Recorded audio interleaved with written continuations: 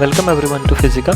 सो इस वीडियो में ये 14th क्वेश्चन करेंगे and I have already solved many of the questions of the CSIR NET November 2020। So ये 14th question मैं कर रहा हूँ। This is part B questions हैं ये 3.5 मार्क्स के, एंड पार्ट सी के भी एंड पार्ट ए के भी मैं ऑलरेडी काफ़ी क्वेश्चंस कर चुका हूँ, वो आप चैनल पे देख सकते हैं। और प्रीवियस ईयर्स भी काफ़ी मैंने क्वेश्चंस कर रखे हैं, तो आप वहाँ पे देख सकते हैं। एंड बिफोर डैट प्लीज़ आज थोड़ी वॉइस में मेरी अजीब सी आ रही होगी। My throat is not good, so थोड़ा पेन है, तो थोड़ी आवाज़ आपको डिफरेंट लग सकती है, so sorry for that. So please do subscribe this channel and do share with your friends.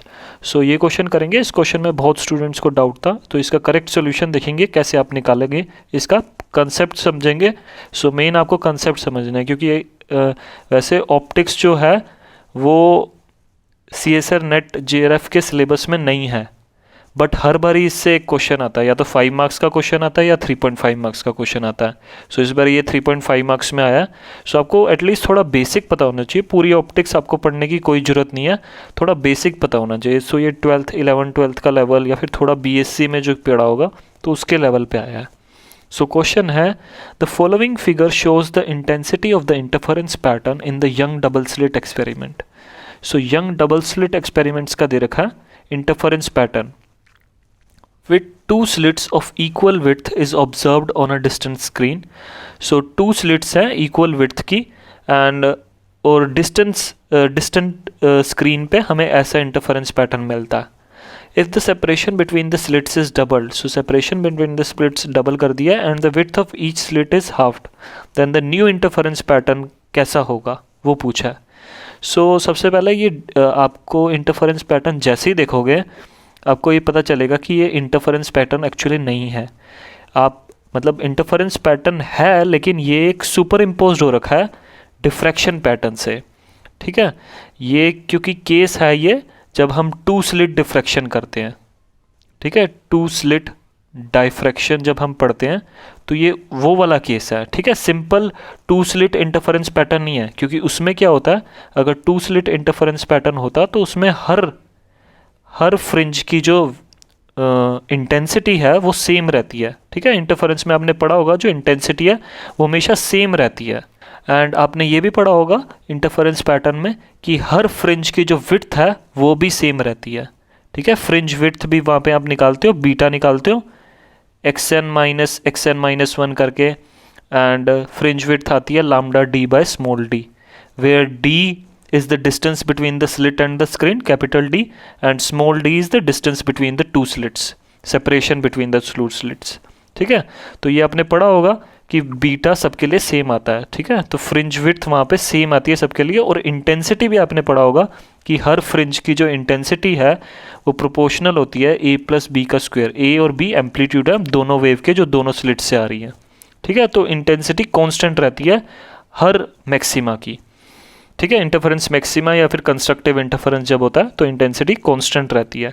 But यहाँ पे देखो आप, क्वेश्चन में ऐसा बिल्कुल नहीं है कि हर फ्रिंज की इंटेंसिटी सेम नहीं है, सबकी अलग अलग है। ये क्यों है? क्योंकि यहाँ पे 2 स्लिट डिफ्रैक्शन हो रहा है। ठीक है, ये आपने BSc में पढ़ा होगा ये 2 स्लिट डिफ्रैक्शन। तो इसमें क्या होता है कि इंटरफेरेंस पैटर्न को सुपर इम्पोज हो जाता है डिफ्रैक्शन पैटर्न से। सो मतलब यहाँ पे अगर मैं यहाँ पे ड्रॉ करूँ, सो ये जो है ये ऐसे है। ठीक है, ये डिफ्रैक्शन पैटर्न है एंड उसके अंदर ही छोटे छोटे इंटरफेरेंस पैटर्न बन रखे हैं। ठीक है, तो सुपर इम्पोजिशन हो रखा है यहाँ पे इंटरफेरेंस पैटर्न का by the diffraction. So super imposition of diffraction pattern by the superimposition of interference pattern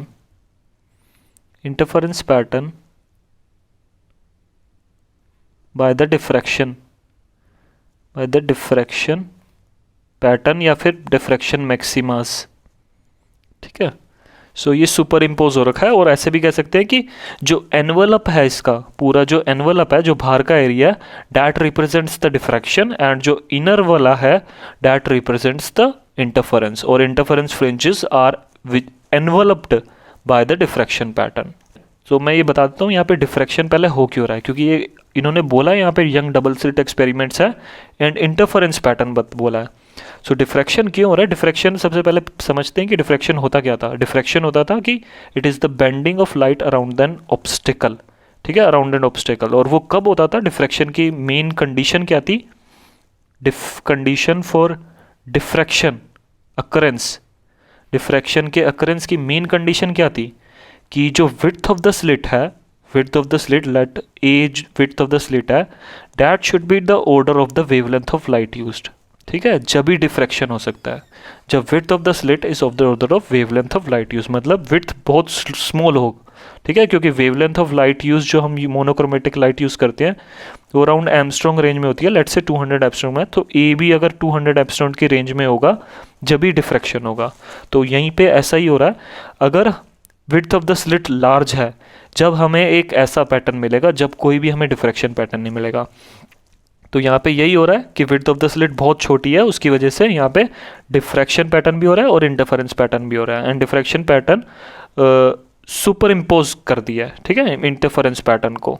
सो सबसे पहले मैं यहाँ पे अब एक बार ड्रॉ कर देता हूँ कि यंग डबल स्लिट एक्सपेरिमेंट कैसा दिखता है।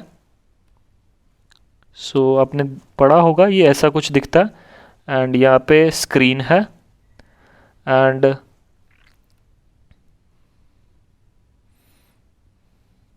Distance between the slit and the screen, इसको हम कैपिटल डी लेते हैं, and the distance between the two slits, हमें ये जो है separation between the two slits, ये मैं स्मॉल डी से डिनोट कर रहा हूँ, ठीक है। सो इन्होंने यही बोला, सेपरेशन बिटवीन द स्लिट्स को हमने डबल कर दिया। तो ये कंडीशन हम बाद में देखेंगे, पहले हम समझते हैं कि होता क्या है। एंड जो width of the each slit है उसको मैं स्मॉल ए ले रहा हूँ, ठीक है, स्मॉल ए।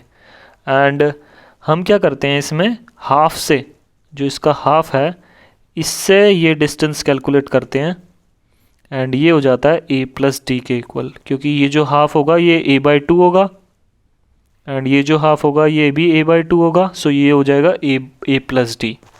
एंड यहाँ से जब आप कैलकुलेशन करते हो, इसका दो वेव बनाते हो, उसका सुपर इम्पोजिशन करते हो, तो आपको रिजल्टेंट इंटेंसिटी निकालते हो आप।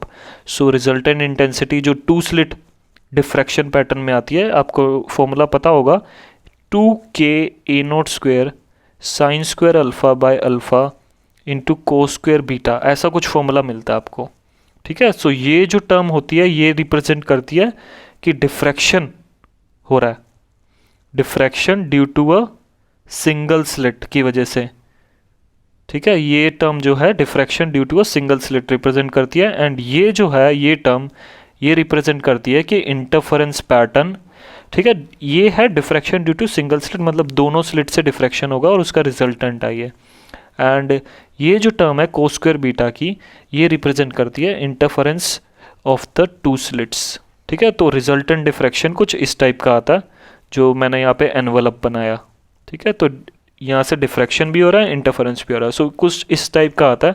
एंड डिफ्रैक्शन में क्या होता है, डिफ्रैक्शन में अगर आपने पढ़ा होगा कि सेंट्रल मैक्सिमा की इंटेंसिटी, सेंट्रल मैक्सिमा की इंटेंसिटी जो है वो सबसे ज़्यादा होती है, ठीक है, this is maximum intensity, and as compare to other maximas, जो अदर सेकेंडरी मैक्सिमास होते हैं उससे कंपेयर करें तो बहुत लार्ज होती है, intensity of the central maxima बहुत ज़्यादा होती है, ठीक है। तो ये आपको पता होना चाहिए, ये थोड़ा बेसिक ही है ये।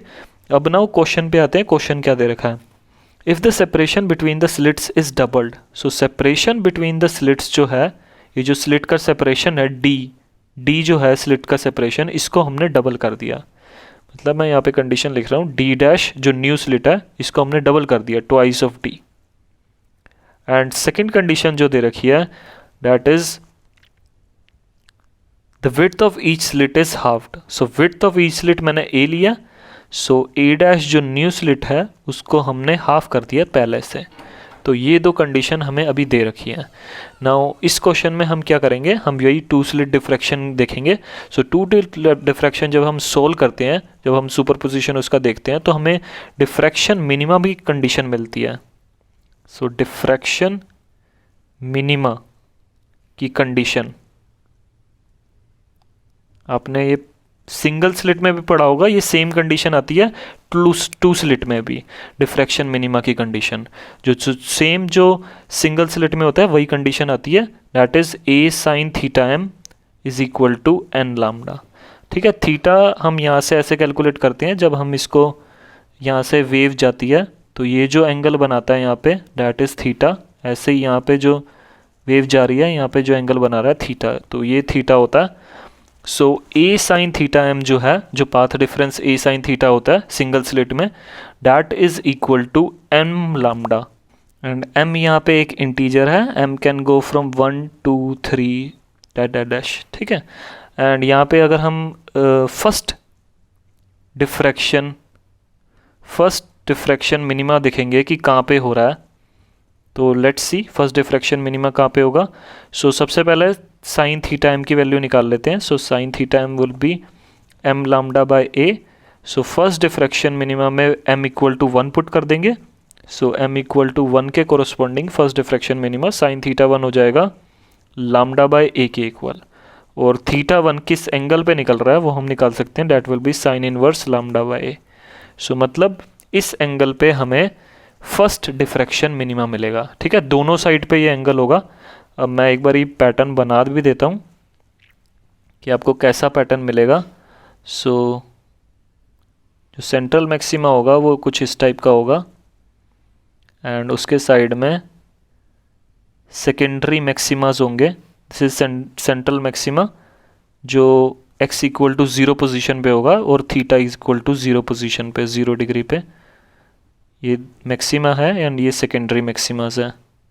ठीक है, as compare to central maxima इनकी इंटेंसिटी बहुत कम होती है। ठीक है, पिक्चर में आपको इतना पता नहीं चलेगा, but as compare to central maxima इनकी इंटेंसिटी बहुत कम होती है। अगर इसकी इंटेंसिटी मैं आई नोट लूँ तो इनकी इंटेंसिटी ये जो ये है इसकी इंटेंसिटी होती है आई नोट बाय 22 इसकी इंटेंसिटी, एंड जो इसकी इंटेंसिटी है सेकंड वाले की, सेकेंडरी मैक्सिमा, इसकी इंटेंसिटी होगी आई नोट बाय 61। ठीक है, तो आप कंपेयर देखो कि कितनी इंटेंसिटी कम होती है। सो हमें पोजीशन हमने देख लिया कि फर्स्ट सेंट्रल मिनिमा की पोजीशन है sine inverse lambda by a पे। So this is first central maxima दोनों तरफ। ठीक है, तो this is sine inverse lambda a position पे। सो थीटा 1 इक्वल टू इस पे, ऐसे ही यहाँ पे भी theta 1 is equal to sine inverse lambda by a पे फर्स्ट सेंट्रल मिनिमा है, सॉरी फर्स्ट डिफ्रैक्शन मिनिमा है। तो यही होता है, फर्स्ट डिफ्रैक्शन मिनिमा की पोजीशन पता चल गई तो इसी के बीच में है सेंट्रल मैक्सिमा। ठीक है, इसी के बीच में है ये सेंट्रल मैक्सिमा। तो अगर कंडीशन जो हमें दे रखी है, हम कंडीशन अगर यूज़ करें कि जो हमने width of the each slit, so width of each slit is halved, तो विड्थ ऑफ ईच स्लिट हमने हाफ कर दिया, डैट इज़ ए डैश हमने हाफ कर दिया। तो अगर हम यहाँ पे देखें न्यू एंगल जिस पे अब नया फर्स्ट डिफ्रैक्शन मिनिमा बनेगा, डैट इज़ थीटा 1 डैश, वो किस पे बनेगा, साइन इनवर्स लाम्डा बाय, इसको हमने हाफ कर दिया है, सो ए बाय 2 पर चला जाएगा। सो साइन इनवर्स 2 लाम्डा ए पे, मतलब एक लार्जर एंगल पे एक डिफ्रैक्शन मिनिमा मिल रहा है मतलब अब। ठीक है, मतलब अगर पहले यहाँ पे मिल रहा था तो अब कुछ यहाँ पे मिलेगा। ठीक है, या फिर इसके भी इधर। ठीक है, तो मैं इसको एक दूसरे पेन से बना देता हूँ।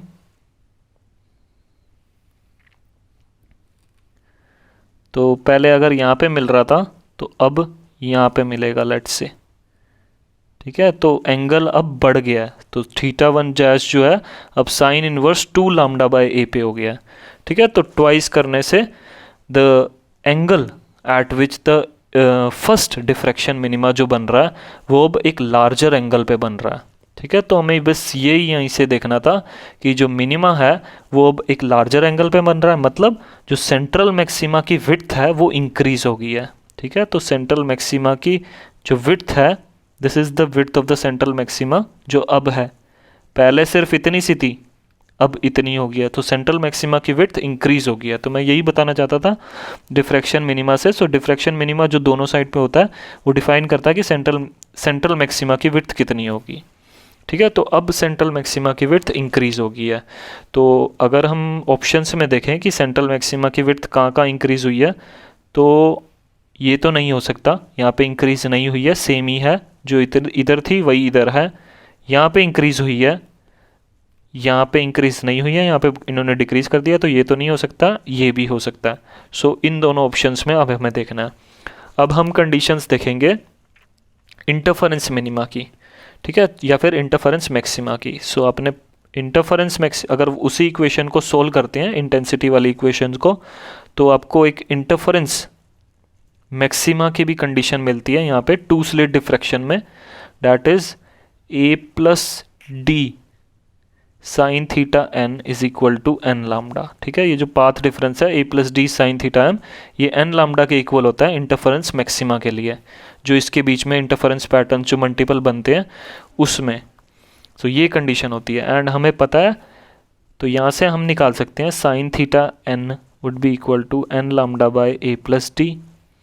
ठीक है, and theta n would be equal to sine inverse n lambda by a plus d. So अब फर्स्ट इंटरफेरेंस मैक्सिमा देखेंगे कहाँ बनेगा, इंटरफेरेंस मैक्सिमा।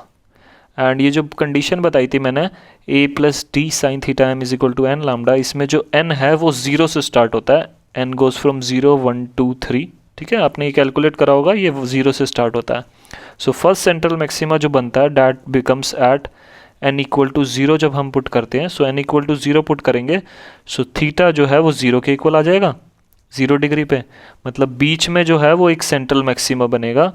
ठीक है, जिसको हम सेंट्रल कभी कभी इंटरफेरेंस सेंट्रल मैक्सिमा कह देते हैं, जो 0 डिग्री पे बनता है। अब सेकंड इंटरफेरेंस मैक्सिमा देखेंगे कहाँ पे बनेगा, सेकंड इंटरफेरेंस मैक्सिमा। सो उसके लिए we can put n equal to 1, so n equal to 1 put करेंगे, सो थीटा 1 हो जाएगा sine inverse lambda by a plus t. And अगर हम कंडीशन यूज़ करेंगे, जो हमें कंडीशन दे रखी है that the separation between the slits, उसे हमने ट्वाइस कर दिया and the width of each slit उसको हमने हाफ कर दिया। ठीक है, ये आपके पास इनिशियली आ गया कि यहाँ पे बनेगा। अब नाउ देखते हैं कि अब जब हमने ये कंडीशन अप्लाई कर दी, जब कहाँ पे बनेगा। सो थीटा 1 डैश देखते हैं, so sine inverse lambda by ये a बाई 2 हो गया एंड ये 2d हो गया। So this would be nearly equal to, अब यहाँ पे देखो कि विड्थ ऑफ द स्लिट जो है each slit that would be very less than d। ठीक है, ये यूजुअली यही होता है कि विड्थ ऑफ ईच स्लिट जो है वो बहुत छोटी होती है that separation between the two slit से। ठीक है, तो a बहुत कम होता है d से, तो अगर हम यहाँ पे ध्यान से देखेंगे तो इसे हम ऐसे भी लिख सकते हैं sine inverse lambda by d only.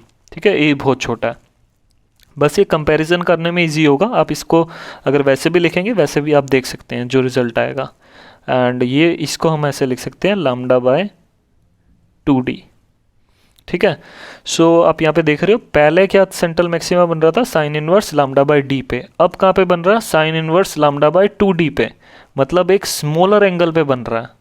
ठीक है, नाउ जो इंटरफेरेंस मैक्सिमा है, फर्स्ट इंटरफेरेंस मैक्सिमा जो है, ओ सॉरी सेकंड इंटरफेरेंस मैक्सिमा जो है, फर्स्ट तो यहाँ पे है, कभी कभी इसको ही फर्स्ट लिख देते हैं, इसको सेंट्रल बोल देते हैं। ठीक है, तो आप वो देख लेना, वो जो भी है इसको सेंट्रल इंटरफेरेंस मैक्सिमा बोल देते हैं, एन इक्वल टू 0 पे, एन इक्वल टू 1 पे फर्स्ट इंटरफेरेंस मैक्सिमा बोलते हैं।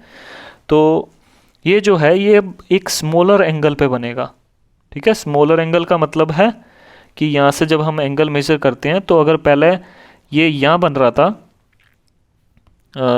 Sine inverse lambda by d पे बन रहा था, let's say sine inverse lambda by d यहाँ पे था, तो अब ये यहाँ पे बनेगा।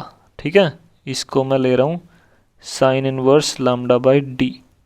सो अब ये यहाँ पे बन रहा है, that is sine inverse lambda by 2d पे।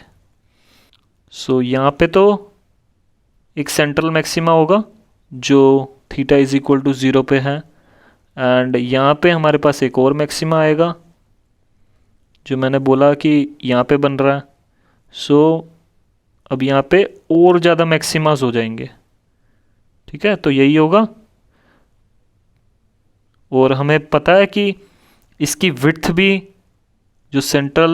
जो डिफ्रैक्शन का सेंट्रल मैक्सिमा है उसकी विड्थ भी इंक्रीज़ हो गया, उसकी जो फ्रिंज विड्थ है वो भी इंक्रीज़ हो गया। तो मतलब बहुत सारे इंटरफेरेंस मैक्सिमाज आ सकते हैं इसके बीच में, ठीक है। तो सेंट्रल मैक्सिमाज बहुत सारे हो जाएंगे और जो इंटरफेरेंस मैक्सिमाज हैं बहुत सारे जो बीच में हैं उनकी भी जो नंबर्स हैं, नंबर ऑफ इंटरफेरेंस मैक्सिमाज भी इंक्रीज़ हो जाएंगे। क्यों इंक्रीज़ हो जाएंगे? क्योंकि जो हमने यहाँ पे भी देखा कि जो नया इंटरफेरेंस मैक्सिमा होगा, first interference maxima, second interference maxima, that would come at a smaller angle. तो वो एक स्मॉलर एंगल पे बनेंगे देन बिफोर। अगर पहले इधर बन रहे थे तो अब इधर बनेंगे, तो मतलब कंप्रेस हो गए हैं। तो ये सारे मतलब कंप्रेस हो गए हैं, अंदर चले गए हैं। तो बहुत सारे इंटरफेरेंस मैक्सिमाज आ जाएंगे और जो पहले आ भी नहीं रहते इसमें, क्योंकि यहीं तक ही था पहले डिफ्रैक्शन मैक्सिमा, तो अब डिफ्रैक्शन मैक्सिमा यहाँ तक है, तो मतलब इंटरफेरेंस मैक्सिमाज अब और ज़्यादा आ जाएंगे। मतलब जो इंटरफेरेंस की जो फ्रिंजेस हैं वो बहुत ज़्यादा होंगी इनसाइड द डिफ्रैक्शन मैक्सिमा। तो मतलब ये जो इसमें से और इसमें से बचा था, इन दोनों में से, सो इसमें ही दिख रहा है कि हमें जो फ्रिंजेस हैं बहुत क्लोज हो गई हैं। तो यही आंसर होगा इसका, ठीक है। तो सेकंड ऑप्शन ये आंसर हो जाएगा इस क्वेश्चन का,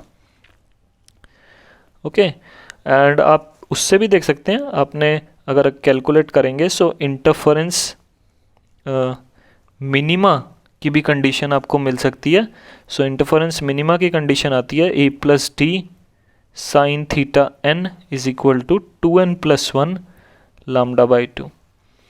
इससे आप थीटा n निकाल लो, that would be sine inverse 2n+1 lambda by a plus t 2।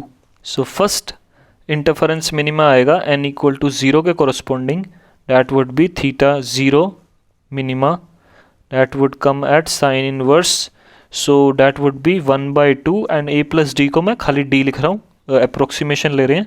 So that will be lambda by 2 only, 2d, ठीक है। तो इस पे बन रहा है। अगर अब now we can use this condition कि जो सेपरेशन बिटवीन द स्लिट्स है उसे डबल कर दिया एंड विड्थ को हाफ कर दिया। सो हम यहाँ पे d को डबल कर सकते हैं। सो डबल कर देंगे तो थीटा नोट डैश मिनिमा के लिए जो है वो आ जाएगा sine inverse lambda by 4d पे, ठीक है। तो यही हो जाएगा। तो मतलब मिनिमा जो है वो अब पहले अगर मिनिमा यहाँ पे बन रहा था तो अब वो और पास में बनेगा, मतलब और ये क्लोज चले गई हैं। तो इन दोनों का मतलब यही है, आप कुछ भी कंडीशन यूज़ कर सकते हो। अगर आपको कंडीशन पता है तो ये बहुत इजी क्वेश्चन है। मैंने बस समझाने के लिए इतना सारा कर दिया कि कैसे कैसे क्या क्या हुआ है।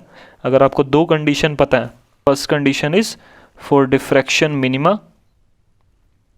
मिनिमा की condition, that is a sine theta m is equal to m lambda, and second condition interference maxima की कंडीशन। इंटरफेरेंस मैक्सिमा की condition is a plus T sine theta n is equal to n lambda. So अगर ये दो condition आपको पता है तो आप इजीली पता लगा लोगे कि ये कैसा पैटर्न आएगा, ठीक है। तो आपने सिंगल स्लिट में देखा भी होगा, तो ये जो एक्सप्रेशन है वो सिंगल स्लिट की है। So diffraction due to single slit जब हम करते हैं तो सेम एक्सप्रेशन आती है। एंड इंटरफेरेंस पैटर्न में ये थोड़ा अलग आती है यहाँ पे, क्योंकि जो डबल स्लिट इंटरफेरेंस पैटर्न है उसमें थोड़ी अलग इक्वेशन आती है। तो उसमें जब आप कैलकुलेट करते हो तो उसमें भी आप वहाँ से भी देख सकते हो, ठीक है। वहाँ पे जब हम बीटा निकालते हैं interference due to double slit, जब यंग डबल स्लिट एक्सपेरिमेंट करते हैं, सो बीटा जब आप निकालते हो डैट इज xn माइनस 1, मतलब this is the distance between two consecutive maximas और two consecutive minimas. And xn यहाँ पे क्या होता है, it is n lambda d by small d। So आप जब फ्रिंज विड्थ निकालते हो वो आती है lambda d by small d के इक्वल। लैम्डा यहाँ पे कांस्टेंट है, d जो है दैट इज़ ऑल्सो कांस्टेंट, सिर्फ यही एक वेरी कर सकता है। एंड ये इसमें दे रखा था क्वेश्चन में कि हमने इसको डबल कर दिया है, ठीक है। तो d डैश जो है हमने उसे डबल कर दिया है। तो अगर डबल कर देंगे तो न्यू बीटा डैश देखते हैं क्या होगा, that would be lambda d by d dash, that is lambda d by 2d। So वो हाफ हो गई है, मतलब फ्रिंज विड्थ आप यहाँ से भी देख सकते हो कि फ्रिंज की जो विड्थ है, इंटरफेरेंस पैटर्न जो बीच में बन रहे हैं, सो इंटरफेरेंस पैटर्न जो बीच में जो बन रहे थे, अगर मैं उसे ऐसे ड्रॉ करूँ, समझाने के लिए बस ड्रॉ कर रहा हूँ, तो इनकी जो विड्थ है, जो इंटरफेरेंस पैटर्न्स की विड्थ है वो कांस्टेंट वैसे रहती है, हर इंटरफेरेंस पैटर्न की जो विड्थ है वो कांस्टेंट रहेगी, दैट इज़ बीटा। सो वो जो है वो हाफ हो गई है, यहाँ से भी आप देख सकते हो। सो यहाँ से आप देखोगे मतलब हाफ हो गया, मतलब इसको आप ऐसे ड्रॉ कर सकते हो, ठीक है।